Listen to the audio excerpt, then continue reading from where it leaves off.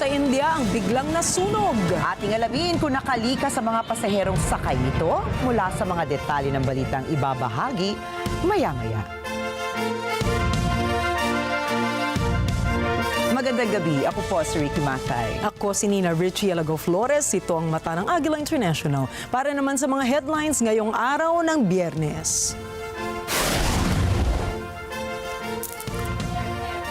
Inanunsyo ng Philippine Embassy sa Seoul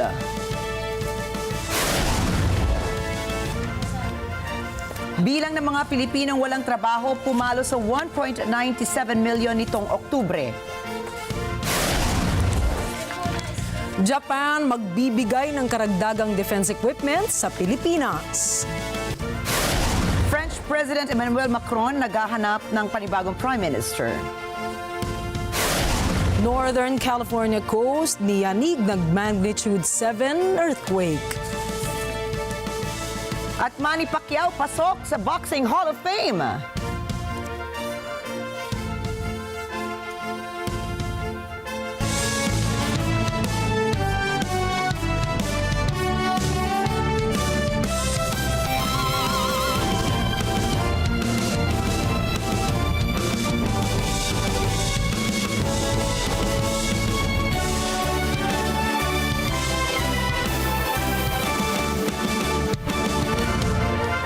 Inanunsyo po ng Philippine Embassy sa Seoul na hindi apektado ng political tension sa South Korea ang mga biyahe sa naturang bansa. Sa abiso ng embahada, patuloy ang operasyon ng mga paliparan, mga pantalan at iba pang mga public transport. Nilinaw ni Department of Foreign Affairs Undersecretary Eddie De Vega na walang inisyong alert level sa South Korea. Kasunod dito ng pagdeklara ng South Korean President na si Yoon Suk-yeol ng martial law nitong Martes ng gabi. Pero binawi ang deklarasyon ng batas militar matapos na napagkasundo ang bumoto ng kontra sa martial law ang Parliament ng Seoul.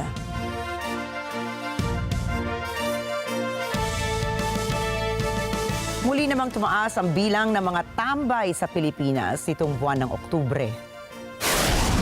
Ayon sa tala ng Philippine Statistics Authority o PSA, pumalo sa 1.97 milyon ang bilang ng mga Pilipinong walang trabaho. Mas mataas po ito kumpara sa 1.89 million jobless individuals na naitala noong buwan ng Setyembre. At kaugnay nito ay bumaba naman ang bilang ng mga Pilipinong may trabaho sa 48.16 million mula sa 49.87 million noong September 2024. Maglulungsad ang Bangko Sentral ng Pilipinas sa BSP ng bagong serye ng mga perang papel na gawa sa polymer materials sa susunod na taon. Ayon sa Bangko Sentral, ang hakbang na ito ay kasunod ng 2 taong matagumpay nilang paglulunsad ng 1,000 pisong banknote na yari sa polymer plastic materials. Target ng BSP na sa unang quarter pa lamang ng 2025 ay ilabas na ang polymer bills. Bagamat hindi pa inilalabas ang disenyo ng bagong 50 pesos, 100 pesos at 200 pesos, pati na rin ang 500 pesos, maaaring nakapaloob dito ang mga larawan ng mga endemic na mga hayop at halaman sa bansa. Nakahandang mag-deploy ng 40,000 pulis ang Philippine National Police o PNP sa paparating na holiday season. Ide-deploy sila sa mga matataong lugar kagaya ng mga mall, transport terminals at mga pasyalan na inaasahang dadagsain ng mga tao.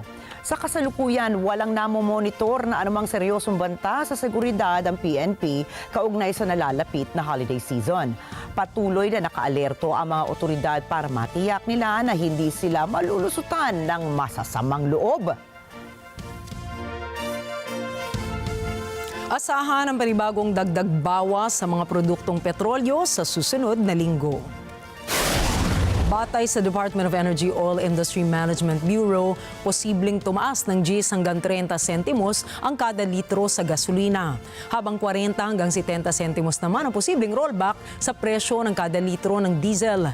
40 sentimos hanggang 60 sentimos naman ang posibleng bawas sa presyo kada litro ng kerosene o gaas. Ayon sa ahensya, ang sanhi ng paggalaw ng presyo sa produktong petrolyo ay ang hidwaan sa pagitan ng Israel at Hezbollah at ang desisyon ng ilan sa oil-producing countries na palawigin pa ang pagbawas sa supply. Nako, asahan naman po ang karagdagang singil sa kuryente simula sa Enero ng susunod na taon.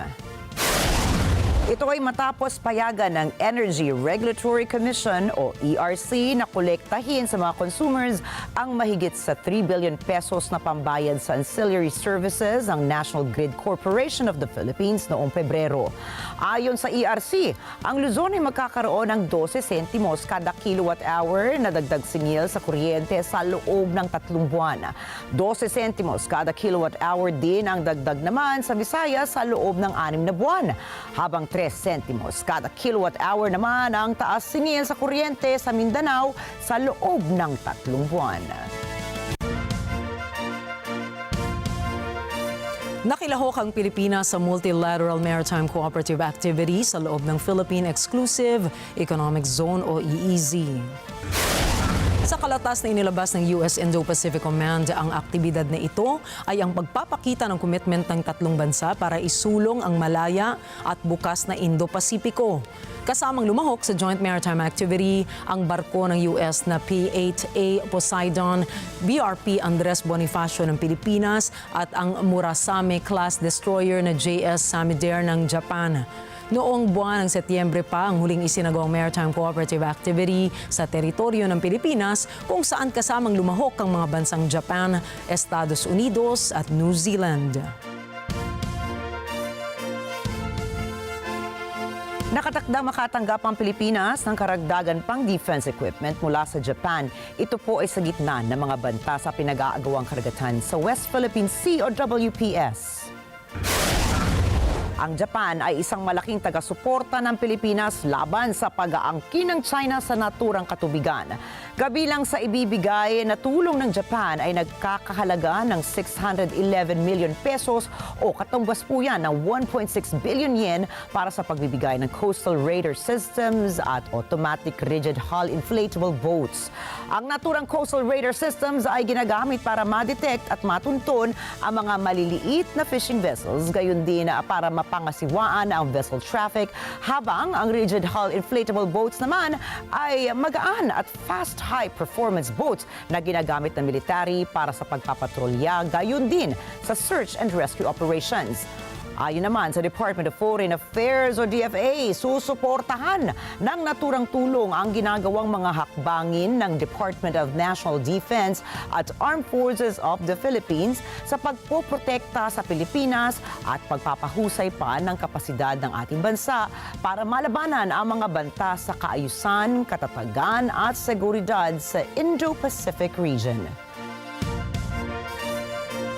Well-planned kung ilalarawan ni Senador Ronald Bato de la Rosa ang pagkakasa ng reklamong impeachment laban kay Vice President Sara Duterte. Giit ng senador kahit ilang beses nang nagpaliwanag si VP Sara ukol sa paano ginastos ng Office of the Vice President ang pondo nito, partikular la ang intelligence funds, ay may planong patalsikin sa pwesto ang bise. Anya, kahit nagpadala na ng text message si Pangulong Ferdinand Marcos Jr. sa mga kongresista na huwag nang ituloy ang impeachment complaints kay VP Sara dahil hindi ito makatutulong sa Pilipinas, ay nagkaroon pa rin ng kasong impeachment. Kaya payo ni De La Rosa sa mga kasama niya sa Senado, paghandaan na ang worst scenario sa oras na sumampa na sa mataas na kapulungan ang impeachment laban sa bise. Nakaplano na yan nakaplano na yan. Well planned yan, well planned. Kaya we are preparing for the worst. Sabi nga lang, kakapalabas lang yung text ng presidente nung araw na ito, kinabukasan, nandun na sila, nag-file na sila kaagad. From the very beginning, kahit harap siya o hindi, nakaplano na yung impeachment na yan. Nakaplano na yan. Hindi man yan mag-imbestiga kung walang balak na impeachment. Lukuhin nila yung pagong... Nakaplano na yan. Kahit naharap siya o hindi, pupunta talaga sa impeachment yan. Otherwise, kung wala silang balak i-impeach si Bibi Sara, hindi yan nag-imbestiga. Dati nang sinabi ni Vice President Sara na mahalaga ang ginagampan ng papel ng isang bise dahil ayon sa batas, kapag nawala ang presidente, ang vice-presidente ang siyang susunod sa pwesto. Our Constitution provides for the line of succession. The Vice President is the first in line. So ibig sabihin, the state is required, is mandated by the Constitution and by laws to protect the Vice President. Kasi pag nawala ang Presidente, siya yung susunod. Kaya pinoprotektahan din siya. Kasi siya yung reserve. Kasi pag hindi mo pinoprotektahan ng reserve mo, wala ka ng reserve. Ang gagawin yan, pipili sila sa mga members ng Congress. O pabalik na naman tayo kay Martin doon. So, baka nga ganun yung gusto nilang gawin, no? Hindi na sila masusunod sa Constitution.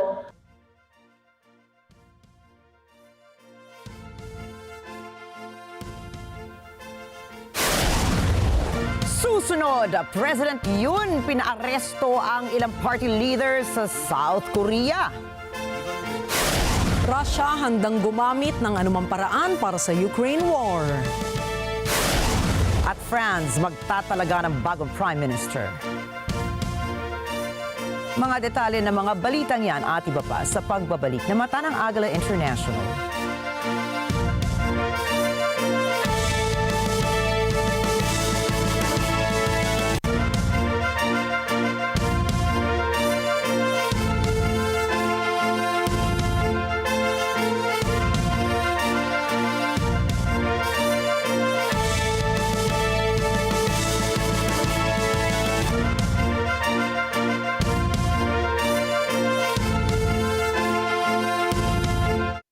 Alam na. Ano dala mo? Ano dala mo? Ano service mo?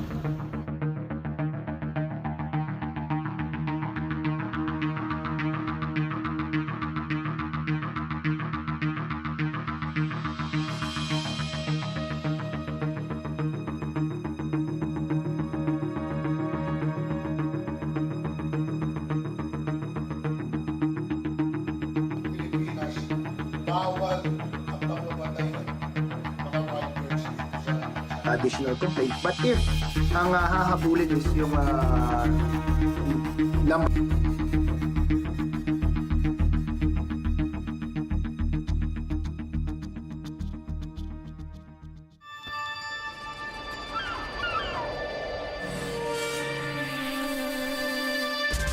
Nothing is quite as simple as it seems. To understand the world better, we need to take a closer look.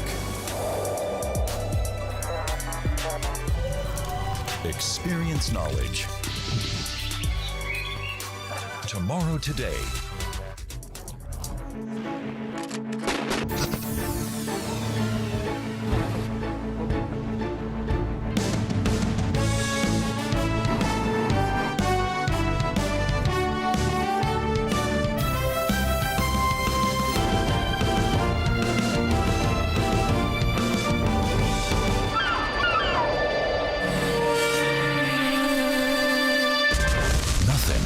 Is quite as simple as it seems. To understand the world better, we need to take a closer look.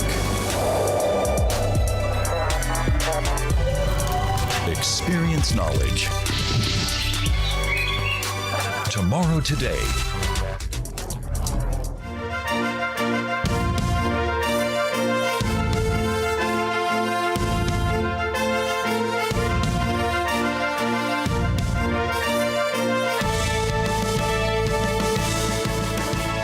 Nasa gitna ng matinding political crisis ngayon ang South Korea matapos ideklara ni President Yoon Suk-yeol ang martial law sa bansa nitong Martes, Disyembre at 3 ng taong 2024. Nagdulot ang deklarasyon ng kaguluhan sa bansa sa matinding pagbatikos ng mga mamamayan, nagdulot naman ng isang malawakang protesta. At bagamat nabawi na ang martial law matapos ang botohan ng National Assembly, malabong ito na ang katapusan sa political tension sa nasabing bansa. Unang inanunsyo ni President Yoon ang deklarasyon sa isang pahayag na ipinalabas sa telebisyon noong Martes ng gabi. 북한 공산 세력의 위협으로부터 자유 대한민국을 수호하고 우리 국민의 자유와 행복을 약탈하고 있는 파렴치한 종북 반국가 세력들을 일거에 척결하고 자유 헌정 질서를 지키기 위해 비상계엄을 선포합니다. 저는 이 비상계엄을 통해 망국의 나락으로 떨어지고 있는 자유 대한민국을 재건하고 지켜낼 것입니다. 이를 위해 저는 지금까지 패약질을 일삼은 망국의 원흉 반국가 세력을 반드시 척결하겠습니다. Sa kanyang pahayag, inakusahan niya ang oposisyon ng pagsisimula ng isang rebelyon at pagtatangkang pabagsakin ang free democracy ng South Korea. Subalit, posible rin na ang kanyang desisyon ay naaapektuhan ng kasalukuyang investigasyon laban sa kanyang asawa. Kaugnay po yan ng isang handbag na umano'y improper gift. Pati na rin ang tuluyang bumababa na public support para sa administrasyon ni Yoon ay isa ring dahilan. Bagamat nasa ikalawang taon pa lamang si Yoon ng kanyang 5 taong termino, ang kanyang approval rating ay bumagsak na sa mas mababa pa sa 20% noong Nobyembre lamang. Bukod po dito, naiipit ang kanyang pamumuno sa parliament na pumipigil sa kanya na maipatupad ang kanyang mga plano. At higit pa ito sa karaniwang political deadlock. Ito ay isang masalimuot na political fight kung saan nagsagawa na si Yoon ng isang kaso laban sa oposisyon, habang ang oposisyon naman ay sinubukan ng patalsikin ang ilang mga miyembro ng kanyang administrasyon. Sa pahayag, idinagdag ni Yoon na ang North Korea ay may kinalaman sa kanyang desisyon, bagamat walang malinaw na ebidensyang sumusuporta rito. Matapos po ang deklarasyon, inatasan ni Yoon ang mga medical personnel ng bansa na halos buong taon nang nagwelga na bumalik sa trabaho sa loob ng 48 oras. Ipinagbawal rin niya ang anumang political activities, kabilang ang mga pagpupulong at rally ng mga partido. Subalit, ito ay hindi sinunod dahil agarang nagpulong ang National Assembly. Pinalibutan ng armed guards ang National Assembly Building noong Martes ng gabi, kung saan 190 sa 300 members ng Parliament ang dumalo upang magkaisa sa pagbasura ng martial law. Nagpatuloy rin ang mga protesta sa buong gabing iyon. Halos lahat ng mamamayan sa South Korea ay tumutol sa deklarasyon ni Yoon. Marami ang lumahok sa demonstrasyon at nagkaroon pa ng karahasan sa pagitan ng mga nagpoprotesta at security forces ng South Korea. Parehong pinuna ng lider ng oposisyon at ng lider ng sariling partido ni Yoon ang kanyang naging desisyon at tinawag itong labag sa konstitusyon. Kinabukasan, nang bawiin na ang martial law, nagpatuloy pa rin ang malawakang protesta na nanawagan naman sa pababain sa pwesto itong si Yoon. Hindi ito ang unang pagkakataon ng martial law sa kasaysayan ng South Korea. Noong 1948, unang idineklara ang martial law ni President Syngman Rhee upang sugpuin ang isang komunistang rebelyon. Noong 1980 naman, muling idineklara ito ni Chun Do-hwan matapos niyang makuha ang presidency sa isang coup kasunod ng pagpatay kay President Park Chung-hee noong taong 1979. Si Park, isang dating general, ay nagdeklara rin ng martial law upang sugpuin ang mga sumasalungat sa kanyang pamumuno. Matapos ideklara ang martial law noong May 1980, nagprotesta ang mga mag-aaral laban sa dictatorship ni Chun. Tumagon itong si Chun sa protesta gamit ang militar na nauwi naman sa tinatawag na Gwangju Uprising. Halos 200 po ang napatay. Subalit sinasabing mga pamilya ng mga biktima na mas mataas pa ang tunay na bilang ng mga nasawi noon. Ang karahasang ito ang naging catalyst sa pagbabago na nagbigay daan sa pagtransisyon ng South Korea sa pagiging isang democracy noong taong 1987. Ngayon, pinapayagan pa rin ng konstitusyon ng bansa ang pagdeklara ng martial law bilang tugon sa digmaan o iba pang national emergencies. Subalit, nagbigay rin ito ng kapangyarihan sa National Assembly na baliktarin ang deklarasyon sa pamamagitan ng isang boto. Ayon po sa mga eksperto, Nagkaroon ng malaking pagkakamali si President Yoon sa kanyang naging desisyon dahil hindi katulad ng mga nakaraang leaders, wala siyang suporta mula sa parlamento. Sa kasalukuyan, nagpasa na ang National Assembly ng formal na panawagan para sa impeachment ni Yoon. At ang oposisyon ay may hawak na halos 200 seats malapit sa 2/3 na boto na kinakailangan upang maipasa ang impeachment. At bukod po dito, posible ring bumoto laban kay Yoon ang ilang miyembro ng kanyang sariling partido, katulad ng ginawa nila upang ibasura ang martial law. Gayunpaman, 6 sa 9 na judges ng Constitutional Court ng South Korea ang kailangan pa ring sumang-ayon upang maaprubahan ang impeachment. Anuman ang kahihinatnan ni Yoon, nananatili ang malalim na pagkakahati-hati sa pagitan ng dalawang pangunahing partido sa bansa at ang mataas na pagkadismaya ng publiko sa politika, hindi lamang kay Yoon. Ang biglaang deklarasyon ng martial law doon ay tila isang spark lamang na maaaring umanong magdulot ng mas malaki pang problema para sa South Korea. Sa ibang balita, nanawagan si Taiwanese President Lai Ching-te sa China nitong Biyernes na tigilan ang paggamit ng dahas at huwag gumawa ng kahit anong aksyon na ikasisira ng katatagan ng rehiyon. Ipinahayag ito ni Lai dahil sa inaasahang panibagong military exercises na gagawin ng China sa paligid ng Taiwan bilang tugon sa biyahe ni Lai sa Pacific countries. Kabilang sa pagbisita na ito ang mga stopover ng Pangulo sa Hawaii at Guam na parehas teritoryo ng Estados Unidos. Dagdag pa ni Lai, umaasa siya na sana ay bumalik ang China sa rules-based international order. Sinabi rin niya na hindi makakamit ng Beijing ang respeto galing sa international community kung ito ay gagamit ng pananakot at karahasan gaya na nga ng military drills nito. Iniutos si South Korean President Yoon Suk-yeol na arestuhin si Hang Dong-hoon, ang leader ng sarili niyang ruling party na the People Power.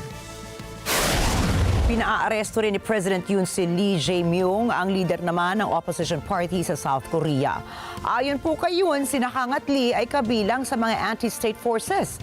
Ang mga naarestong opisyal ay kukulong sa isang detention center sa Gwacheon City.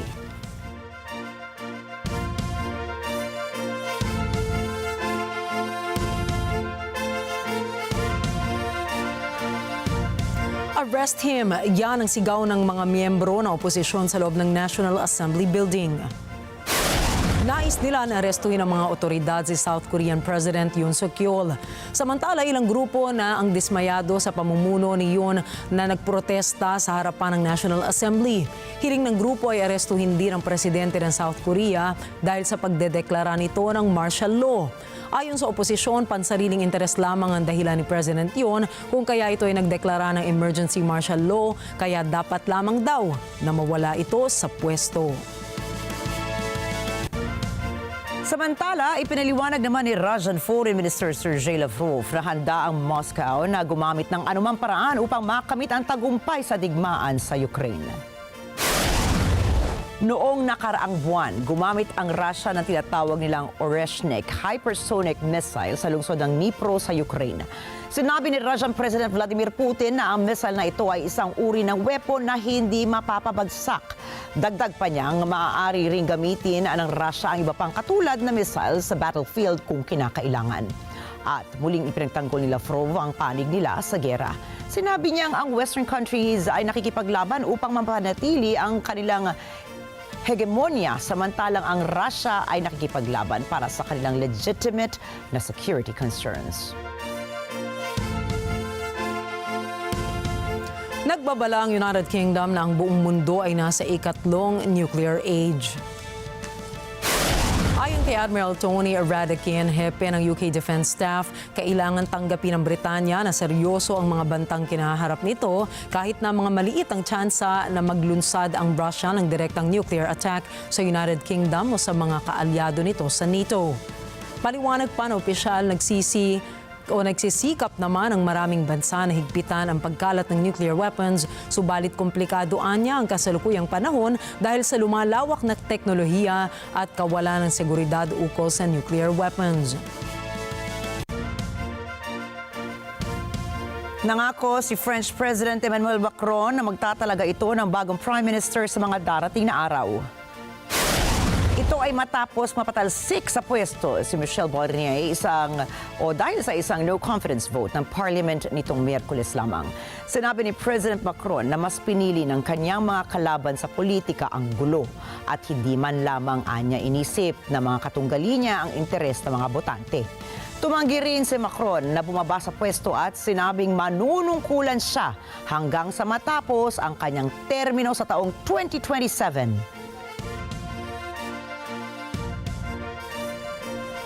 Nakontrol ng Syrian rebels ang pangunahing lungsod ng Hama matapos ang pag-atras ng mga sundalo ng Syrian Army. Idineklara ni Abu Muhammad al-Jawlani, ang lider ng militanteng grupo ng Hayat Tahrir al-Sham, ang victory at tiniyak na wala nang magaganap na paghihiganti pa ng mga militar. Bago nito ay pinakawala ng mga HTS fighters ang kanilang mga kaalyado at mga inmates habang nagkumahog ang mga sundalo para maprotektahan ang buhay ng mga sibilyan. Ang Hama ay may populasyon ng mahigit sa 1 milyong katao. Ito ay may layong 110 kilometers timog ng Aleppo. Ayon sa United Kingdom-based monitoring group na Syrian Observatory for Human Rights o SOHR, aabot na sa 720 katao kabilang ang 111 civilians na ang nasawi mula nang magsimula ang pag-atake ng mga rebelde.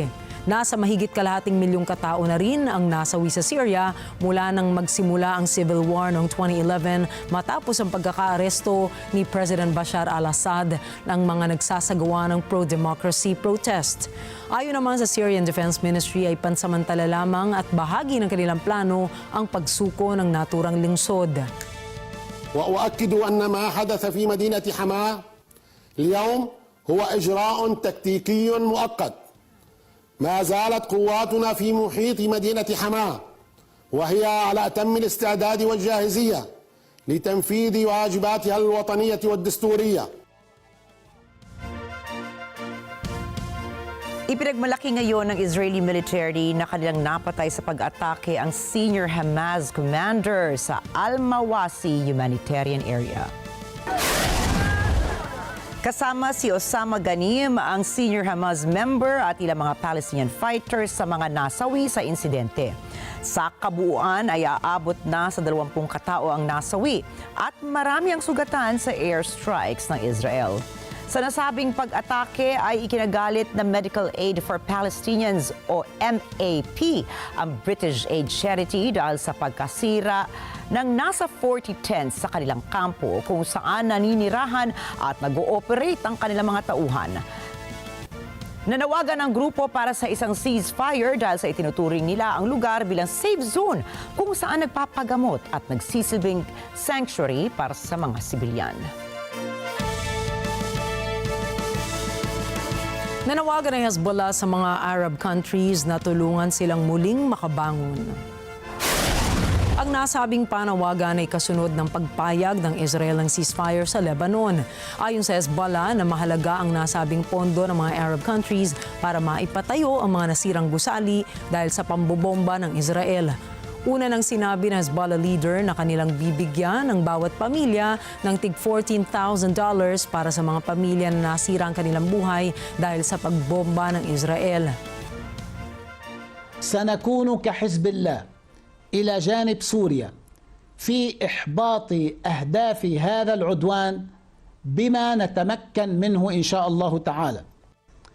خلال شهر تشرين الثاني 2024 قرر حزب الله صرف هدية مالية هي هدية الشعب الإيراني وحزب الله.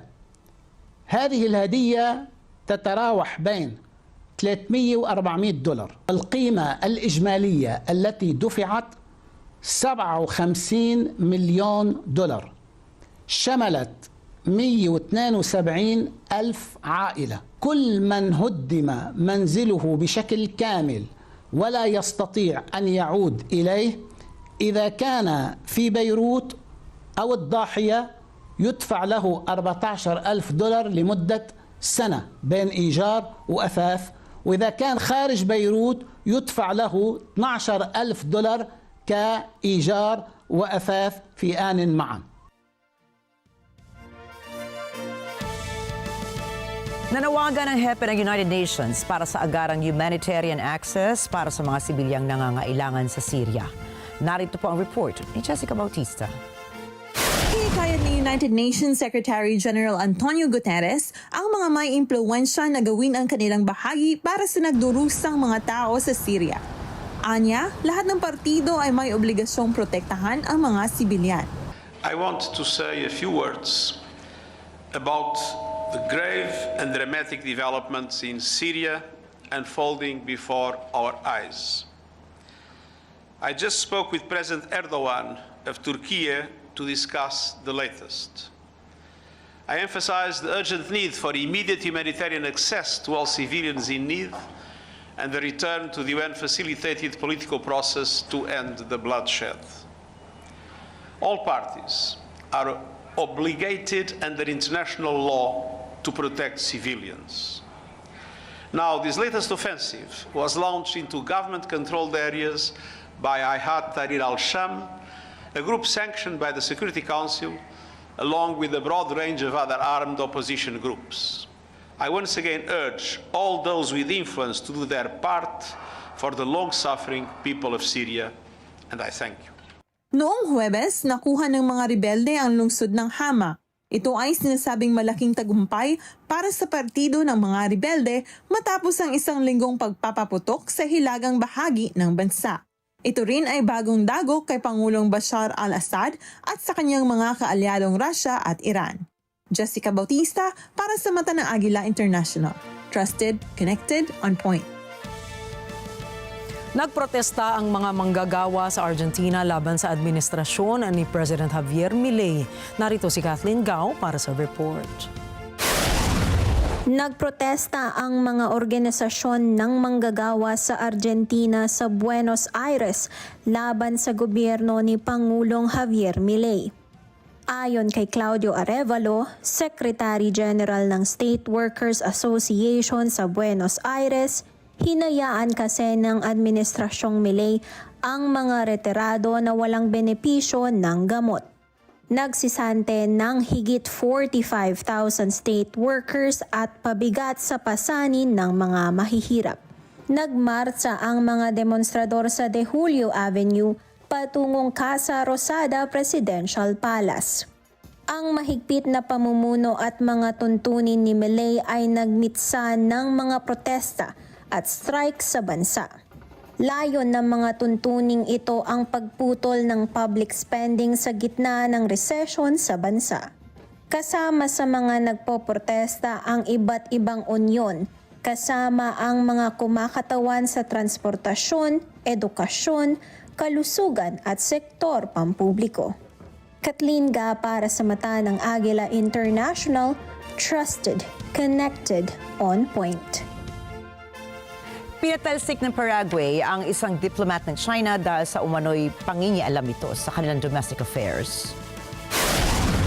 Si Xu Wei, isang envoy ng China, ay nasa Paraguay upang dumalo sa isang yearly UNESCO conference. Subalit, sa isang biglaang pagbisita sa Congress, sinabi umano ni Xu na pumili sila ng mabuti sa pagitan ng Taiwan at China. Ang Paraguay ay kabilang sa kakaunti na lamang ng mga bansang nananatili pang may diplomatic relations sa Taiwan. Ayon sa Ministry of Foreign Affairs ng bansa, kinansela na nila ang visa ni Xu Wei at binigyan siya ng 24 na oras upang umalis ng kanilang bansa. Idineklara na rin siyang persona non grata. Sinabi ng Estados Unidos na hindi ito sang-ayon sa konklusyon ng Amnesty International na nagkakasala ang Israel ng genocide laban sa mga Palestino. Bernard Gonzaga para sa report. Ayon kay State Department Deputy Spokesperson Vedant Patel, walang basihan ang akusasyon ng Amnesty International laban sa Israel. Ito ay matapos maglathala ang Amnesty International ng isang report na nagkakasala ng genocide ang bansang Israel dahil sa ginawa nitong laban sa Palestinians sa Gaza. As you've heard us say previously, Said, we disagree with the conclusions of such a report. we have said previously and continue to find that the allegations of genocide are unfounded. But there continues to be a vital role that civil society organizations like Amnesty International and human rights groups and NGOs play in providing information and analysis as it relates to Gaza and what's going on. Sa kabila ng hindi pagsang-ayon ng US sa akusasyon ng Amnesty International, sinabi ni Patel na hindi binabago nito ang pag-aalala ng Estados Unidos ukol sa lumalalang humanitarian situation sa Gaza. And we continue to stress at every turn that there is a moral and strategic priority for Israel to comply with international humanitarian law. And that is something we're going to continue to raise with partners in the region and directly with Israel. But Ani Patel, kung ang nais ng lahat ay matapos na ang gyera, ang dapat na mangyari ay magkasundo na ang lahat ng partido. ultimately, Saeed, truly the best thing that can happen if we want to see improvement in the humanitarian conditions in Gaza, if we want to see the remaining hostages return home, and if we want to see an end to the conflict, is for the parties to work towards an agreement to stop the war. And that's what we're continuing to be focused on. So let me just... Bernhard Gonzaga para sa Mata ng Agila International. Trusted, connected, on point. Pinuri naman ni U.S. Secretary of State Antony Blinken ang desisyon ni South Korean President Yoon Suk-yeol na kaagad na bawiin ang martial law. No, that's correct. We were not aware. We're obviously watching this very carefully. Very good to see that the martial law edict was withdrawn by President Yoon after the Parliament voted against it. And for us, this is one of the most critical alliances that we have anywhere in the world. South Korean democracy is one of the most powerful stories anywhere in the world. It's very important that any disputes, differences, political differences be resolved peacefully and pursuant to the rule of law. That's what we're seeing now. That's what's so important to sustain. Sinabi nitong marapat na idaan sa mapayapang pag-uusap ang anumang hindi pagkakaunawaan sa mga mambabatas. Bilang isang kaalyado bansa ng US, ang South Korea ay kanilang nirerespeto ang anumang desisyon na ipatutupad ng lider nito. Dagdag pa nitong mula pa sa mga nagdaang dekada ay mayroong matinding kwento ang South Korea na dapat hangaan. Look, I'm not going to get into the decisions that were made, political decisions that were made in South Korea. All I can say is, as Korea's staunch ally, as a country that also believes that Korea has such an important story to tell to the world because of the extraordinary emergence not only of a democracy, but a strong, resilient democracy, we want to see that sustained because it's in our interest and it's a partnership that's critical to us, but also because of what it says to the world. So I think it's very important how our allies resolve any internal differences. As I said, we're watching it closely, but it's good to see that the martial law declaration was rescinded and that the political process is moving pursuant to the rule of law. Sa ngayon ay patuloy na inoobserbahan ng Estados Unidos ang mga kaganapan sa bansang South Korea. Itinalaga ni US President-elect Donald Trump ang dating Georgia Senator na si David Perdue bilang ambassador to China. Ayon kay Trump, si Perdue ay magdadala ng mahalagang eksperyensya upang bumuo ng matibay na ugnayan sa China dahil sa kanyang matagal ng pagtatrabaho sa Asia. Anya, magiging mahalaga ang dating senador sa pagpapatupad ng estratehiya ni Trump upang mapanatili ang kapayapaan sa rehiyon. Ngunit kilala rin si Perdue sa kanyang tough stance laban sa China noong panahon niya sa Senado. Noong 2018, sinabi niya na kailangang magkaroon ng long-term plan para makipag-compete sa lumalaking influence ng China sa mundo. Naglabas sa mga donor countries ng record $100 billion para sa 3-year replenishment ng World Bank Fund para sa poorest countries of the world. Inanunsyo ito ng World Bank nitong Biyernes sa Seoul, South Korea sa isang pledging conference para sa International Development Association. Ang pondong ito ay mas mataas kaysa sa $93 billion na inanunsyo noong December 2021, subalit kulang pa rin sa $120 billion na hinihingi ng African countries. Gayunpaman, sinabi ng World Bank na ang pondo ay makatutulong pa rin upang makagawa ng life-changing investments ang bangko.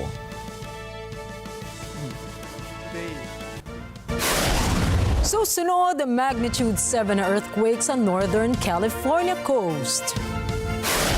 Isang bus sa India na sunog! At Manny Pacquiao pasok sa Boxing Hall of Fame. Detalye ng mga balitang yan at iba pang mga balita sa pagbabalik ng Mata ng Agila International.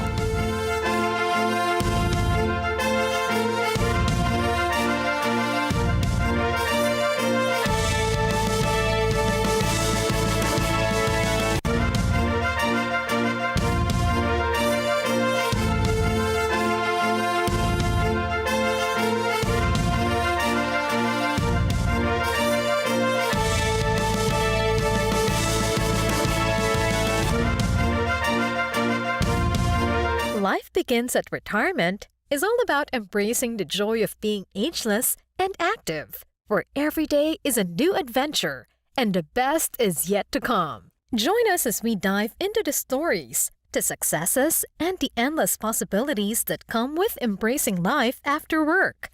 Because life truly begins when you retire. Ayan ang ating aabangan ngayong Sabado at Linggo sa Itong Tahanan, alas 8 hanggang alas 9 ng umaga sa Net 25. Let's net together sa Net 25. Sa Net 25.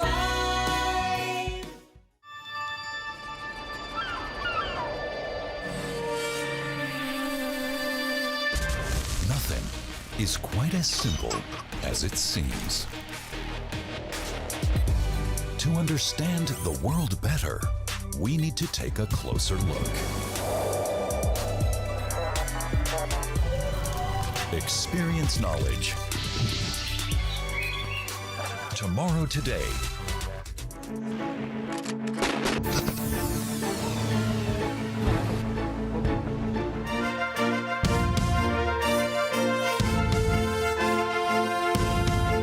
Niyanig ng isang magnitude 7 earthquake ang baybayin ng Northern California. Alamin natin ang mga detalye mula kay Pearl Rogacion. Matapos magkaroon ng tsunami warning para sa kaban ng California at Oregon coasts, kinansela ito ng mga otoridad ng kumalma ang baybayin.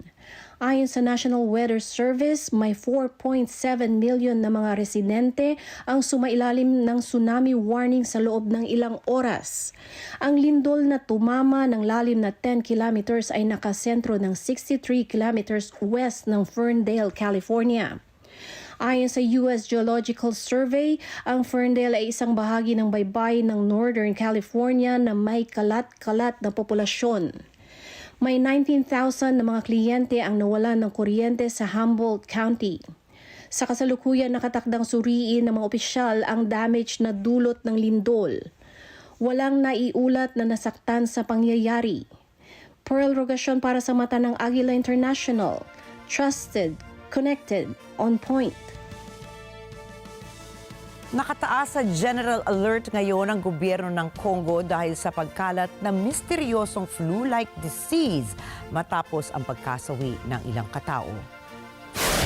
Ayon sa Health Ministry ng Congo, aabot na sa 71 katao ang kumpirmadong patay. Kinabibilangan ito ng 27 katao sa pagamutan habang mayroong 44 naman ang nasawi sa kanilang mga bahay sa Congo Province. Sa nasabing mga nasawi sa pagamutan ay 10 sa kanila ay dahil sa kawalan ng dugo habang 17 ang nagkaroon ng respiratory problems. Karamihan sa mga biktima ay nakaranas sa mga sintomas kagaya ng lagnat, pananakit ng ulo, matinding ubo at anemia. Kumuha na ang mga epidemiological experts ng mga samples at kanilang iniimbestigahan na ang nasabing sakit. Magugunitang noong mga nakaraang buwan ay idineklara ang mpox epidemic sa Congo kung saan mayroong 47,000 cases ang naitala. Mayroong mahigit sa 1,000 na katao ang nasawi mula sa nasabing sakit.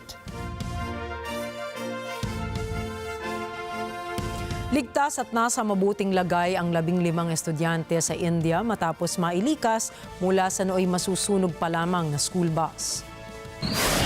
Ayon sa lokal na ulat, pabalik na sana sa kanilang paaralan ng mga estudyante nang napansin nila na umuusok ang engine section ng kanilang sasakyan. Dito na agad na rumesponde ang driver at pinababa ang mga bata. Makalipas ng ilang minuto ay tuluyan ng nabalot ng apoy ang sasakyan. Sumugod naman ang Pune Fire Brigade sa lugar para apulahin ang sunog. Wala namang napaulat na nasaktan sa insidente at patuloy namang inaalam ng mga otoridad ang sanhi nito. Kalunos-lunos ang lagay na sinapit ng isang babae sa Peru matapos itong masabugan ng isang electrical box at mahulog pa sa isang butas. Kita po sa CCTV na naglalakad lamang ang babae sa daan nang biglang sumabog ang electrical box. Mapapansin ding tinamaan din siya ng metal cover ng electrical box at tuluyang nang pumasok sa isang butas. Ay mabuti na lamang po ay may nagpapatrulyang mga militar sa lugar at kaagad siyang natulungan. Ayon sa Risk Management Office sa lugar, sumabog ang electrical box dahil sa power overload ng kable nito habang kinukumpuni ito ng mga electricians. Hindi naman lubusang nasaktan ang biktima. Samantala, itinanggi naman ng Plus Energy ang kumpanya na nagmamay-ari ng electrical box ang anumang responsibilidad sa nasabing insidente.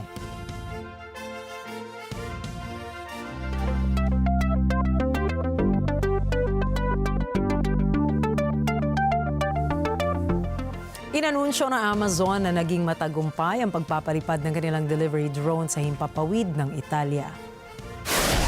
Ayon sa online retail giant, sinubukan itong paliparin sa San Salvo, isang bayan sa Abruzon region.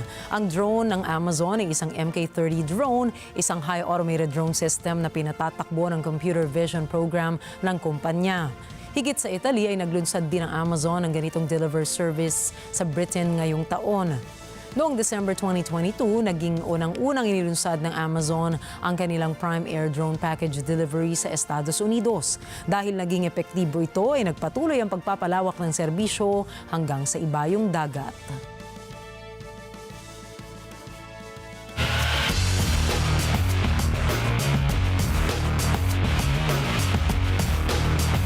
Nahalal po sa International Boxing Hall of Fame si Filipino boxing legend Manny Pacquiao.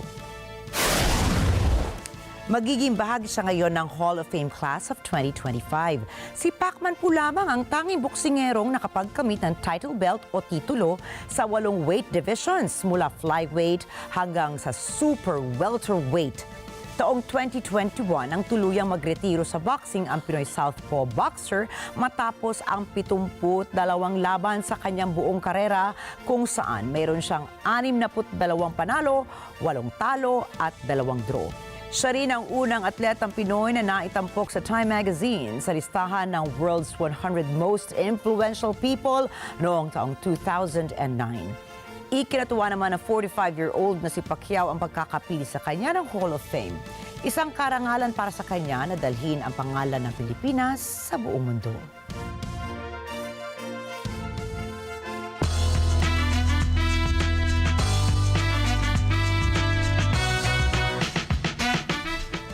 Nakatakdang magsagawa ng world tour sa susunod na taon ang K-pop group na Blackpink.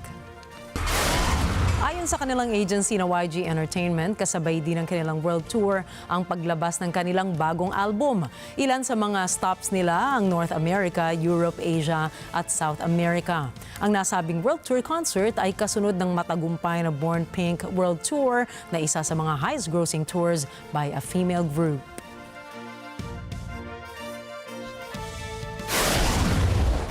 Susunod, mga gamit ni American football star Tom Brady nakatakdang i-auction sa Sotheby's. Ang world's oldest known wild bird nangitlog sa Hawaii sa edad na 74. At abangan ang iba pa mga istorya pagdating ni Alma Angeles at ng mata ng Agila, World News.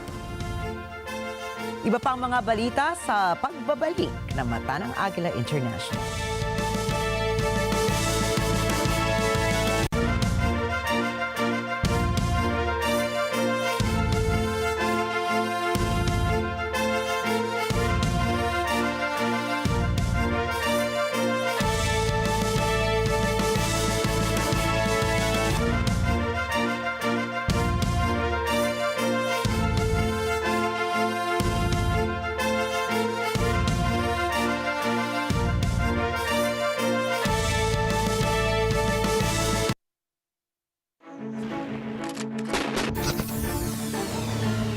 Ng Corina Interviews. Sino ba naman ang hindi kinilig sa Francet? Ano na nga ba ang kanilang score? Ang kanilang mga eksena off-cam na mula sa hirap tulad ni Francine, laging halos mapalayas ang pamilya sa inuupahang bahay noon. Amlang daw ang pinapagatas sa bunsong kapatid. Si Seth naman, sinisisi ba niya ang kanyang sarili sa pagkaka-stroke ng tatay? At eto na, binago na ng showbiz ang kanilang kapwa buhay. Paano nangyari yon? Yan at maraming iba pa dito lang sa Corina Interviews, Sunday 6 p.m. pagkatapos ng comedy series na Goodwill sa Net25. Sa Net25. Tumuto at pakibalita sa mga pangyayari at kaganapan sa loob at labas ng bansa. Dito sa Mata ng Agila sa tanghali, Lunes hanggang Biyernes. Alas 12 ng tanghali, dito lang sa Net25. At sabay ang mapapakinggan sa Radyo Agila DZEZ 1062. Matatag! Matapang! Matapat! Let's get together sa Net25. Sa Net25. In this generation where digital transformation is no longer just an option but a necessity, this initiative will be instrumental in helping negosyantes transition online, expand the reach, and navigate the challenges of the modern marketplace. I am pleased to announce this program that we have. It's called Online Negosyo Program. Itong programa po adds a new feature which is DQ, Digital Quotient. We're able to expand their impact by helping out in our own small way in the learning modules.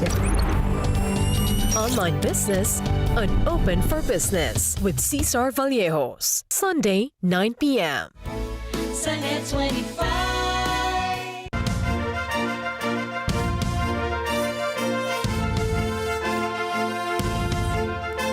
Papasok sa auction block ng Sotheby's ang ilang pre-loved items ni American football star Tom Brady sa December 10.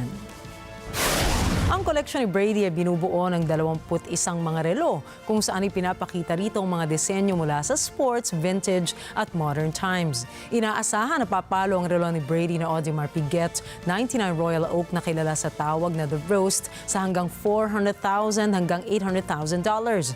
Ang relong ito ay kilala dahil sa nameplate ni Brady na nakalagay sa loob nito na gawa sa diamante. Kasama rin na isusubasta ang wristband ni Brady na isinuot niya nang nanalo siya ng Super Bowl. Magiging isang ina muli ang world's oldest known wild bird matapos mangitlog kahit siya ay nasa edad na 74 na. Ayon sa U.S. wildlife officials, si Wisdom ay isang Laysan albatross na bumalik sa Hawaii mula sa kanyang migration. Ito na nila ang pang-siyamnapung itlog ni Wisdom sa kanyang talambuhay. Noong taong 2006 pa nang unang bumisita si Wisdom sa Hawaii para mangitlog taon-taon. Ang kabiyak naman ni Wisdom na si Akea Kamai ang bahala naman na maglilimlim sa mga itlog. Ayon sa mga wildlife experts, inaabot ang halos 7 buwan para mapisa ang mga itlog ng mga albatros at matapos ng 5 hanggang 6 na buwan ay handa nang lumipad ang mga sisiw nito. Ang karaniwang lifespan ng isang Laysan albatross ay umaabot ng 68 taon. Ayon po yan sa National Oceanic and Atmospheric Administration. Samantala, pinangalanan naman ng Pantone ang Mocha Mousse bilang Color of the Year 2025. Bilang isang taon ng tradisyon, ang kumpanyang Pantone ay naglalabas ng Color of the Year na nagdidikta sa mga pinakamagagandang kulay na nakita nilang babagay sa tema ng susunod na taon. Ang tinawag nilang evocative soft brown o warm shade ng brown na tinawag nilang mocha mousse ang kanilang napili dahil sa lambot nito sa mata at pagbagay ng naturang kulay sa kutis ng karamihan ng tao. Ayon kay Leatrice Eisman na direktor ng Pantone Color Institute ay nagpapakita ito ng sophistication at complexity kahit hindi nawawala ang classic humble status nito sa fashion industry. In fashion ka talaga ngayon. Sabihin ko sana, I 100% agree. Akalain mo naman yan. Diba? Wala ba silang sasabihin tungkol sa polka dots? Mali mo naman. Baka lumabas next din time. yan, Oh, diba? diba? Anyway. Ang galing nga. Wala akong masabi. Diba? Parang feeling ko tuloy sorbetes ako. Sorbetes ka ngayon. Pero ang cute nga. Parang balik ka sa 1950s. Oo, ganyan. Pero sa akmang-akma talaga ang kulay mo ngayon sa Pantone. Diba? Yun pala na-predict ko yata. Pero pang next year pa daw, na-advance ko naman ata. Sa akin naman siguro nagbibigay po ako kay wisdom. O diba? Diba? May palipad. Oo nga, diba? May papakpak ka dyan. Ayan. Pero imagine mo, akalain mo, Nina. Akalain mo, Rikki. Akalain mo, nakapanganak pa siya ng ano, diba? Akala mo ito na. Akalain mo. Diba? Tinalo niya ang Totoo humans yan. dyan. Ang galing ng ng lifespan ng mga ilang hayop na talagang tumatagal ng sobrang tagal. At kakaiba tong si Wisdom. Gusto niya laging sa Hawaii pa. Diba? Pumunta daw doon para mangitlog taon-taon. Grabe naman. Buti lang wala siyang passport at visa. Oo, diba? Wala. Hindi issue ang migration, etc. Sana all. Nako, sana all. Ayan, akalain mo, Nina. Ayun na, ito na. Akalain mo, Friday na naman. Yun nga. Ako, mamimiss po namin kayo. Pero I hope you have a wonderful weekend with your loved ones. Kasi Friday na naman. At huwag niyo po kami masyado mamiss dahil sa Lunes ay nandito po ulit kami ni Nina para maghatid ng balita sa amang dako ng mundo. Muli ako po si Rikki Mathay. Happy weekend, everybody. Happy weekend po sa inyong lahat at lagi po kayong mag-iingat. Ako po si Nina Rikki Alagao Flores. Ito ang Mata ng Agila International. Para po sa mga balitang nangyari pa rin sa iba't ibang panig ng mundo, punta naman po tayo kay Alma Angeles para sa Mata ng Agila World News. Take it away, Alma.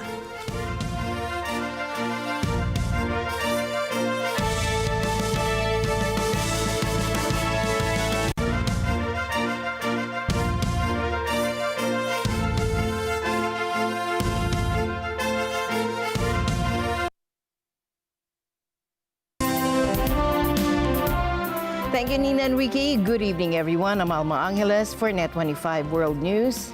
On tonight's headlines, new images have emerged of a person of interest in the murder of a health insurance CEO. Authorities reveal details of the fake ID the suspect allegedly used, where investigators think he disposed of his backpack, and the ominous messages found on shell casings. A powerful earthquake has struck the Pacific Northwest, triggering a tsunami warning. That was lifted. Nonetheless, we're concerned about damage, particularly in the northern part of the state, in Del Norte, and Mendocino, and Humboldt County as a consequence of that. Hamas issues a start warning. If Israel attempts any rescue missions in Gaza, all hostages could be killed. Indonesia and the Philippines have signed an agreement for the repatriation of a Filipina sentenced to death for drug trafficking. And the news starts now.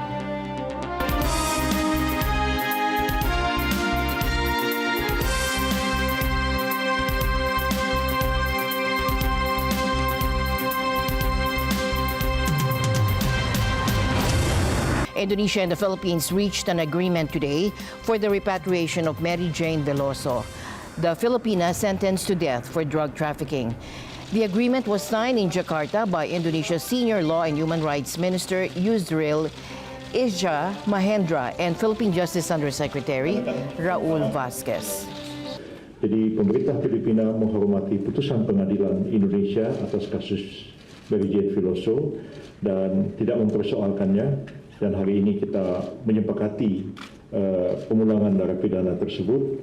I would like to emphasize our heartfelt gratitude and deep appreciation for the generous gesture on the part of the Indonesian government and the Indonesian President and His Excellency that facilitated the transfer of a sentenced person in the person of our citizen, Mary Jane Veloso. This had been a long and tedious process of 10 years.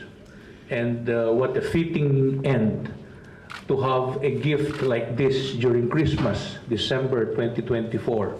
Veloso, a mother of two and domestic worker, was arrested in 2010 in Yogyakarta after 2.6 kilograms of heroin was found hidden in her suitcase. And despite being sentenced to death, she was granted a last-minute reprieve in 2015. Her execution was halted after the Philippine government appealed to the then Indonesian President Joko Widodo, allowing Veloso to testify against members of a human trafficking and drug smuggling ring. Veloso has always maintained her innocence, claiming she was unknowingly used as a drug mule by a Philippine employment recruiter. South Korea is facing a political firestorm. President Yoon Suk-yeol, under pressure from his own party, is being urged to step down after declaring martial law earlier this week, a move that shocked the nation and sparked comparisons to the country's dark days of military rule. Take a look. South Korean President Yoon Suk-yeol's own party members called for his removal Friday. In a press briefing, leader of the ruling People Power Party, Han Dong-hoon, said Yoon, who shocked the nation by enacting martial law on Tuesday, must be removed in the best interests of the country, but he stopped short of calling for impeachment. I said yesterday that I would try not to pass this impeachment in order to prevent damage to the people and supporters caused by the unprepared chaos. But I believe that President Yoon Suk-yeol's immediate suspension of office is necessary to protect the Republic of Korea and its people in the light of the newly revealed facts. Han also said Yoon had ordered the arrest of prominent politicians on claims they were among, quote, anti-state forces. However, South Korea's Yonhap news agency later reported the presidential office denying it had given such an order. Meanwhile, more details are emerging about the chaos that engulfed Seoul on Tuesday night. Yoon's declaration shocked the nation, and parliament, including some in Yoon's own party, voted to oppose it. It was the country's first martial law enactment since 1980 and revived painful memories of its Cold War-era military rule. A special warfare commander speaking on social media of an opposition lawmaker had said he defied an order to drag lawmakers out of parliament and told his troops not to carry live ammunition. The main opposition Democratic Party has scheduled a vote on Yoon's impeachment for Saturday. On Friday, its leader Lee Jae-myung again called for Yoon to step aside. The declaration of martial law on December 3rd was a rebellion waged by the president in order to maintain or extend his power. It's an act of insurrection. It's a self-coup. The president, who threatened the life of the sovereign people with unconstitutional and illegal acts, cannot be entrusted with national administration even for a moment. We should exclude him from his duties and let our people decide whether he can maintain the position or not. The National Police have launched investigations into Yoon and Kim Yong-yeon, the defense minister who allegedly encouraged him to declare martial law and who has since resigned. Government and military prosecutors are also conducting a joint investigation into the martial law decision, according to broadcaster YTN. Meanwhile, Acting Defense Chief Kim Son-ho said Friday rumors of a second martial law declaration being planned were untrue, and if such an order were given, he said the Ministry of National Defense and Joint Chiefs of Staff would not obey it. And Gwi-ryong confrontation with soldiers outside South Korea's parliament, which quickly went viral, has become a symbol of resistance against President Yoon Suk-yeol's controversial martial law declaration. The spokesperson for the opposition Democratic Party, who grabbed a soldier's gun in a scuffle to block troops from entering the National Assembly, said her only goal was to stop them, as lawmakers and citizens rallied against Yoon's attempt to consolidate power. The country now faces growing calls for impeachment and investigations into the martial law order. The moment Ahn Gwi-ryong confronted soldiers outside South Korea's parliament went viral. But the woman, who grabbed a soldier's gun in protest against martial law, told Reuters on Thursday she just had to stop them. Ahn has become a symbol of the public's rejection of President Yoon Suk-yeol's attempt to impose military rule. The spokesperson for the opposition Democratic Party was among those to block troops entering the main hall of the National Assembly. I didn't grab the gun first. While blocking the martial law troops, we got into a scuffle. I think someone grabbed my arm and something hit my body. So while trying to block the martial law troops, I didn't consciously grab the gun. My only thought was that I just needed to stop them. I pushed them away, shook them off, and did everything I could. Yoon's declaration of martial law this week sought to consolidate power, ban political activity and censor the media. But he was forced to abandon it after 190 lawmakers defied a contingent of soldiers and voted unanimously to reject it. In protest, people also formed human chains around the parliament and sprayed soldiers with fire extinguishers. There were many people braver than me who stood up to the martial law troops, citizens who couldn't get into the National Assembly because the military and police blocked them. People even managed to stop armored fighting vehicles outside, so I don't think my actions were particularly special, and I didn't expect the video to gain so much attention. The martial law troops commander said on Thursday he had no intention to wield firearms against the public. The country's vice defense minister said no live ammunition was provided to the troops. South Korean opposition lawmakers plan to vote this weekend to impeach the president. His move towards martial law sparked outrage in the streets and concern among South Korea's international allies. Police said they were investigating claims of treason against Yoon and top ministers. A powerful magnitude 7.0 earthquake struck Northern California, sparking a tsunami warning for millions along the coast from the southern Oregon to San Francisco Bay Area. Here's more. The tremor, the state's strongest in more than 5 years, sent shockwaves through California, leaving residents shaken.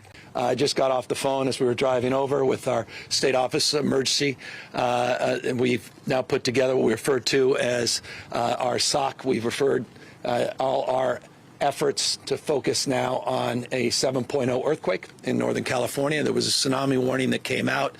That tsunami warning was lifted.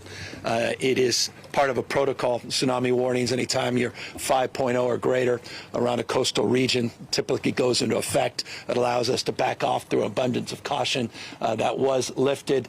Nonetheless, we're concerned about damage, particularly in the northern part of the state, in Del Norte and Mendocino in Humboldt County. As a consequence of that, I just signed off on a state of emergency, a declaration that will allow us to provide more resources, provide some of our National Guard resources as needed. Early damage assessments are being made. We don't have any additional information at this time, but our teams are working collaboratively with the teams on the ground. At least 5 million coastal residents from Oregon to San Francisco were urged to seek higher ground. While the quake's damage could have been far worse, with many buildings still standing, power outages were reported. Despite the relatively light damage, today's event has reminded Californians of the importance of being prepared for the big one. Within the past hour, a major earthquake did occur off the coast of far northern California, so southwest of Eureka. It's about a magnitude 7 earthquake, which is pretty strong, and also it was relatively shallow. I think 8 kilometers or about 5 miles deep. So that is an earthquake with quite a lot of energy that was actually felt at the surface. So the fact that it was a relatively shallow magnitude 7 is part of why the shaking along parts of the North Coast was confirmed by accelerometers that the USGS has installed to be strong or even very strong. So there were very strong ground motions on land that presumably have affected people and infrastructure. I think the warning was issued in this case because it was a shallow earthquake, so there is slightly increased potential for tsunami genesis if that earthquake is able to result in significant shaking all the way near the surface. And then also there was at least some vertical displacement. So although it looks like it was primarily strike slip, parallel plate slipping past each other without a lot of vertical displacement, there was maybe a little bit of vertical displacement. Okay, so now that that tsunami warning has been canceled for all affected regions, I think everybody can relax a little bit about that, although this would probably not be a good day to go out on a small craft or to go swimming or surfing, because there still may be very erratic, strong currents and waves that will behave unusually and perhaps make it further up on the beach than usual. That's still possible. The hunt is on for the gunman who fatally shot United Healthcare CEO Brian Thompson in a brazen attack in New York City. Now today, authorities released new images of the suspect, urging the public to come forward with any information. A chilling detail has emerged from this investigation. Bullet casings recovered from the crime scene bore the words "deny" and "delay" and "depose," and police are now searching for the distinctive backpack seen in the photos, which they believe may have been discarded in Central Park, possibly containing the murder weapon. Here's more. New York City police on Thursday released new photos with a clear view of the face of the suspect wanted for killing United Health executive Brian Thompson outside a Midtown Manhattan hotel a day earlier. They also searched a hostel on Manhattan's Upper West Side, where the suspect is believed to have been staying, CNN reported. The driver told me he was hanging around whole night waiting for the guy, the shooter, and he just inside the car waiting for him. Soon he see him, he just shot him. That's all I know. That's got to be pretty shocking, I mean, to have that happen. Yeah, it's very shocking. It's never been. I'm here 20 years. I never see like this thing. But you hear that the shooter was actually waiting for him. Yeah, that's the driver told me. The driver was waiting outside whole night.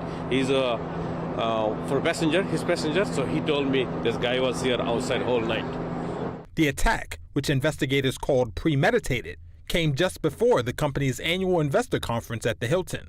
According to police sources who spoke to ABC and the New York Post, the words "deny," "defend," and "depose" were carved into the shell casings found at the scene, words that evoke the title of a book critical of the insurance industry published in 2010. True copycats is if no one had this in their mind beforehand, all of a sudden now they think they want to do the same thing to someone else. But I think like what we've seen in school shootings and things, people that have been thinking about it now see the effects of it. And they want those effects. So someone who may have been thinking about it that was angry, saw this happen, and then now starts taking more action. I think you're going to see a lot more threats out there. Threats are, again, to scare people in the industry that you're mad at. Now they can reference this. The threat can come in. You saw what happened to him in New York. I'm going to do that to you. And the companies now have to, one, it's going to scare the executives more. And the companies now have to look at spending money for security. So I think those threats are going to increase. I don't know if you're going to see a true copycat, but you're also seeing a lot of people out there saying how evil healthcare is and how they deny things. And they're seeing that part of the public is, I don't want to say supportive, but there's a bunch of memes out there making fun of, like, he didn't have pre-existing conditions for what happened in his healthcare. So they're making fun of this incident. And I think the healthcare companies have to take note of that and understand the public is not very supportive of him. A New York City Police Department spokesperson would not comment on the report. Thompson's wife, Paulette, told NBC News that the United Health Insurance Unit CEO had been receiving threats related to his job, but said she did not know the details. I think absolutely this incident is going to cause some companies to look at their security. Rob D'Amico is a retired FBI special agent and security consultant. I do a lot of security assessments for companies. One, if they have security, I see if that security is actually providing what they should be doing. Should it be tailored in a different manner? I've had CEOs tell me, well, I have 2 security guys, but they're in the office with me, which is really hard to get in. But at night when I'm alone, I don't have security. And that's a mixed match of threats and having security where you really don't have as big a threat. So the assessments, if they have security, do we need to improve it or increase it? And if they don't have security, why don't they have security? United Health is the largest U.S. health insurer and provides benefits to tens of millions of Americans who pay more for health care than people in any other country. Thompson, a father of 2, joined United Health in 2004 and became the CEO of United Healthcare, a unit of United Health Group, in April 2021. To the Middle East, where Hamas has issued a chilling warning if Israel attempts rescue missions in Gaza. all hostages could be killed. Senior Hamas officials reportedly directed operatives to neutralize hostages if Israeli military activity escalates. The group has made it clear that the hostages' fate now hinges on Israel's actions. Recent reports confirm that some hostages have already been killed during rescue operations in Gaza. Today, it has been cleared for publication that during an ISA operation supported by the IDF, the body of Israeli hostage Itai Svirsky was successfully recovered from the Gaza Strip and returned to Israel for burial. Itai was kidnapped from his parents' home in Kibbutz Be'eri on October 7th. His parents were murdered by Hamas terrorists. Itai was kidnapped alive and was held for about 4 months with Yossi Sharabi and Noah Argamani. In January, we announced he was murdered, and together with him, Yossi Sharabi was killed. התחקיר בחן את נסיבות מותם של החטופים והעלה מספר אפשרויות. האפשרות אותה אנחנו מעריכים כסבירה ביותר היא כי בעקבות התקיפה המחבלים רצחו את החטופים והמחבלים עצמם נהרגו כתוצאה מתוצר לוואי של התקיפה. Israel has accused Hamas of prolonging the conflict by refusing to return hostages and endangering them during rescue missions. Over 100 individuals, including American citizens, remain captive. Israel maintains that returning the hostages is the foremost priority, with efforts underway to pressure Hamas into a possible hostage deal. לגבי עזה, הדבר החשוב ביותר היום במלחמה בכלל זה להחזיר את החטופות והחטופים הביתה. זו המטרה העליונה שניצבת מול עינינו, ואנחנו פועלים בכל דרך כדי שהדבר הזה יקרה. אני חושב שבזכות הפעילות העצימה שאתם חלק מרכזי בה, גם המורתעות המסוימת של איראן וגם מה שקורה בלבנון ובכל המקומות, עוצמת הלחץ על הארגון המפלצתי הזה שנקרא חמאס היא גוברת, ויש סיכוי שהפעם באמת נוכל לקדם עסקת חטופים ולהחזיר, ואנחנו פועלים בעניין הזה ורואים את המטרה הזאת לנגד עינינו. Meanwhile, President-elect Donald Trump has issued a stern ultimatum, warning Hamas to release the hostages before his January 20th inauguration or face severe consequences. Hamas, however, has signaled that further military action could jeopardize any chance of a hostage deal and lead to more fatalities. The situation remains dire, with Hamas threats amplifying the stakes in this escalating crisis. Meanwhile, tens of thousands of people are fleeing Syria's third-largest city, Homs, as fears grow that Islamist-led rebels will continue their advance towards the capital, Damascus. The rebels took control of Hama to the north on Thursday, marking another blow to President Bashar al-Assad's regime, which already lost control of Aleppo this week. Abu Mohammed al-Jawlani, the leader of the Islamist group Hayat Tahrir al-Sham, or HTS, sent a chilling message to the people of Homs. Your time has come. Last week, Syrian rebels launched a surprise offensive and have already captured 2 major cities. Now they're pushing south, and Homs is the next key city on the route to Damascus. So why now? Many from President Assad's Alawite minority group are fleeing Homs, with videos showing roads packed with cars. The Syrian Observatory for Human Rights, a UK-based monitoring group, reports that fighter jets have targeted a bridge connecting Homs and Hama in an effort to slow down the rebels' progress. With the Syrian military losing control of Hama after intense fighting, it's uncertain if they will be able to hold onto Homs, and this city is crucial for Assad as it links the capital to the Alawite heartland on the Mediterranean coast, his political stronghold and key to maintaining power. And the news continues here on Net 25. We'll be right back.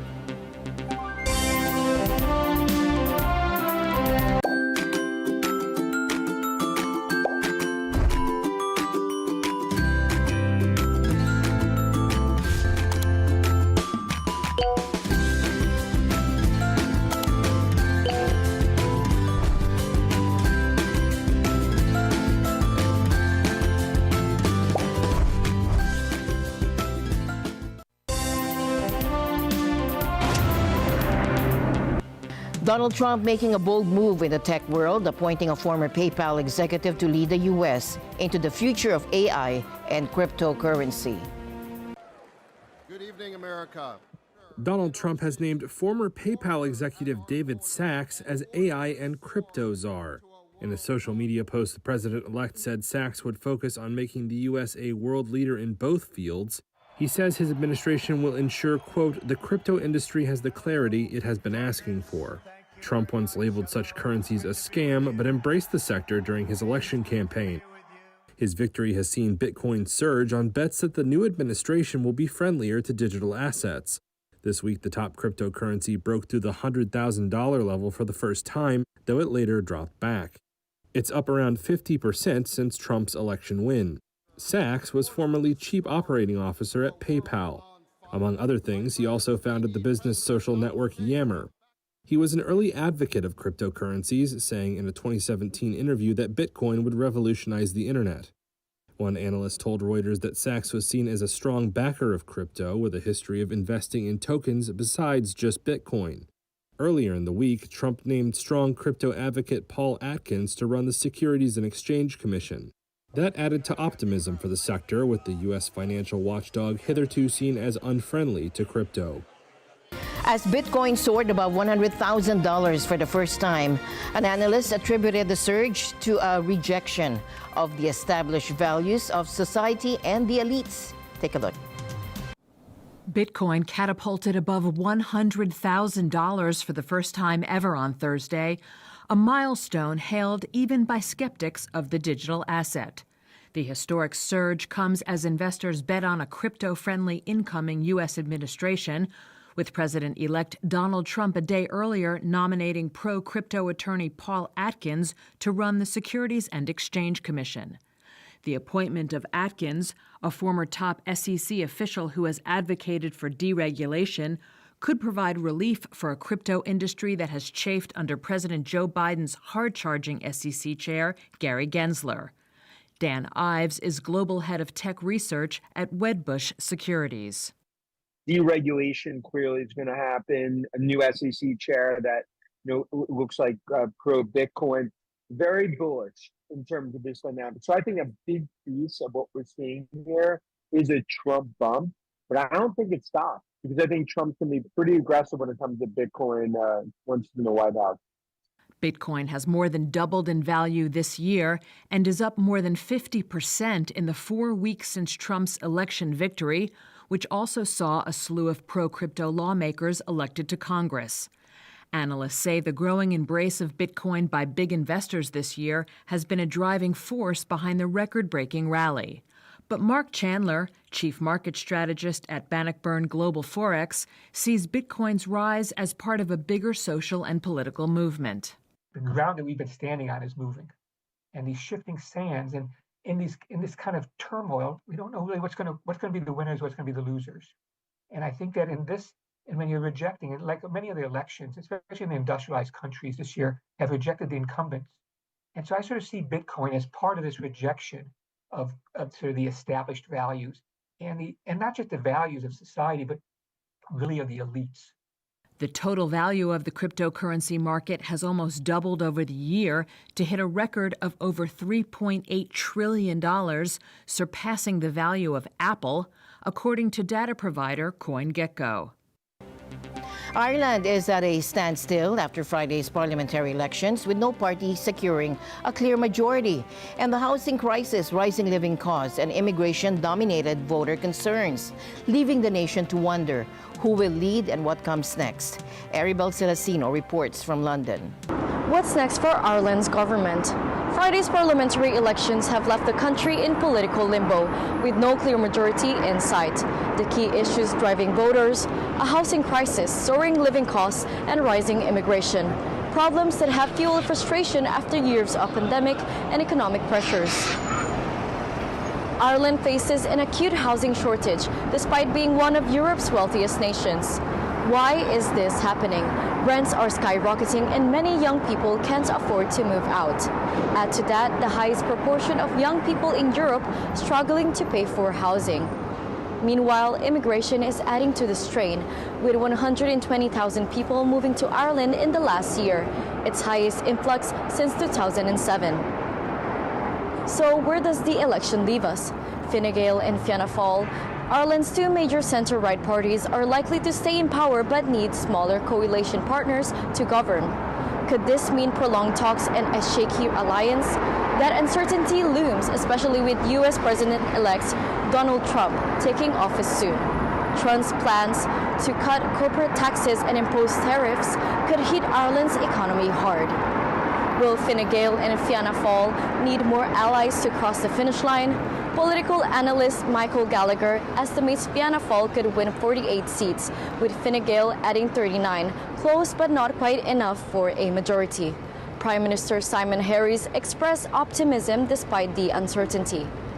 Our electoral system dictates that there'll be many transfers that will go on for hours, if not days, before we know the final composition of the draw. But what I am very confident about is that my party will have a very significant role to play in the years ahead, and I'm cautiously optimistic and excited about what the weeks ahead hold. With their history of sharing leadership roles, will Fine Gael and Fianna Fáil strike another power-sharing deal? That seems likely, but how stable will the next government be? For now, Ireland waits.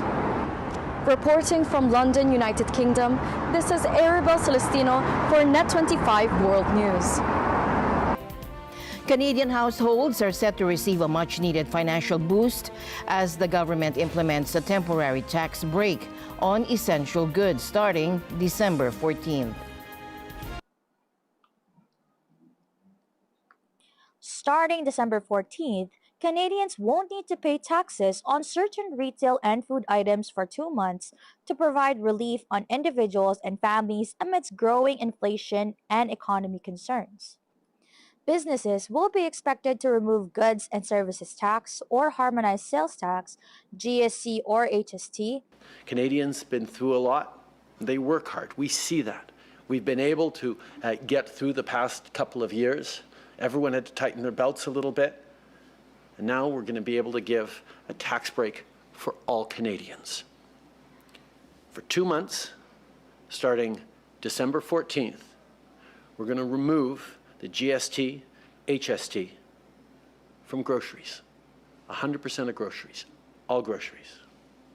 We're going to remove the GST from restaurant meals, takeouts, fast food.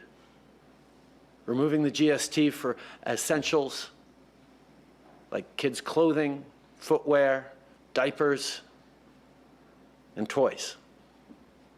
All tax-free, removing the GST and HST. For 2 months, Canadians are going to get a real break on everything they do. Imported qualifying goods will also be tax-free within the period of December 14, 2024 to February 15, 2025. This year-end tax break for qualifying goods will save Canadians an estimated of $1.6 billion on federal taxes. Within Ontario, families will save over $100 on GST and over $260 on HST over the 2-month period.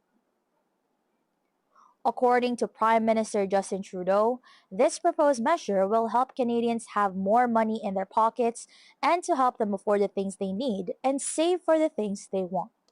We also know that there's more we need to do, particularly for working Canadians. So if you worked in 2023 and earned up to $150,000, we're going to be sending you a check for $250 in just a few months. Our government can't set prices at checkout, but we can put more money in people's pockets. The Working Canadians rebate of $250, which will be sent to people in April, is going to give people that relief they need. And the tax break over the next 2 months is going to help on the costs of everything as we approach the holidays, as we get into the new year. These are things that recognize that people are squeezed, and we're there to help. Chantal Santos, Toronto, Ontario, for Net25 World News. And with that, we end tonight's program. For Net25, for everyone here on Net25, I'm Alma Angeles. Have a great weekend, everyone. Good night.